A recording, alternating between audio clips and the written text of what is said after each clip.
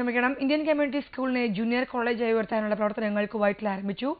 ICSKയിലെ വിദ്യാർത്ഥികളുടെ വിദ്യാഭ്യാസ നിലവാരം ഉയർത്തുന്നതിന്റെ ഭാഗമായാണ് ഈ ലയനമെന്ന് പ്രിൻസിപ്പൽ ഡോക്ടർ ബിനുമോൻ അറിയിച്ചു. കുവൈറ്റ് ഇന്ത്യൻ കമ്മ്യൂണിറ്റി സ്കൂളിലെ 11-12 ക്ലാസുകളിൽ പഠിക്കുന്ന മുഴുവൻ വിദ്യാർത്ഥികളെയും ഏകോപിപ്പിച്ചുകൊണ്ട് സാൽമിയ ഇന്ത്യൻ കമ്മ്യൂണിറ്റി സ്കൂളിനെ ജൂനിയർ കോളേജ് തലത്തിലേക്ക് ഉയർത്തുന്നതിനുള്ള നടപടികൾ ആരംഭിച്ചു. ഇതിനോടനുബന്ധിച്ച് നടന്ന പരിപാടികൾ ICSK board chairman Ashok Kalra ഉദ്ഘാടനം ചെയ്തു.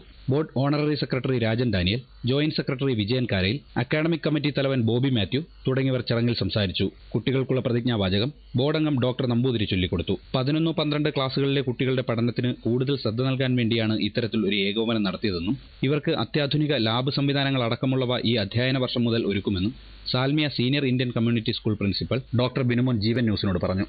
+2 കഴിഞ്ഞതിന് ശേഷം ഒരു പ്രൊഫഷണൽ കോഴ്സിലേക്ക് ചെല്ലുമ്പോൾ അവർക്ക് ക്വാളിറ്റിയോടുകൂടി വിദ്യാഭ്യാസം പൂർത്തിയാക്കാനും അവരെ ഒരു നല്ല ഒരു പേഴ്സണാലിറ്റി ആക്കി ഡെവലപ്പ് ചെയ്യാനും നമുക്ക് ഇവിടെ ഒരു ബാക്ക്ഗ്രൗണ്ട് കൊടുക്കുന്നു, ഒരു പ്ലാറ്റ്ഫോം കൊടുക്കുന്നു എന്നുള്ളതാണ് ഈ മേർജിങ്ങിന്റെ ഏറ്റവും വലിയ സവിശേഷത.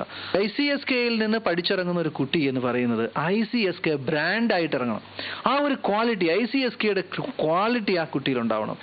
എഡ്യൂക്കേഷൻ എന്ന പ്രോസസ്സും അറിവ് കിട്ടുക എന്ന് പറയുന്ന പ്രോസസ്സും ഇവിടെ ഒരു സെലിബ്രേഷൻ ആക്കിക്കൊണ്ട് കുട്ടിയുടെ ജീവിതത്തിൽ ഏറ്റവും ഉന്നതിയിലെത്തിക്കുന്ന അല്ലെങ്കിൽ ജീവിതത്തിലെ വിജയത്തിലെത്തിക്കുന്ന ഒരു പരിപാടിയിലേക്കാണ് നമ്മൾ ഈ മാർജിങ് എന്ന് പറയുന്ന പ്രോസസ്സ് നമ്മൾ ഉദ്ദേശിക്കുന്നത്.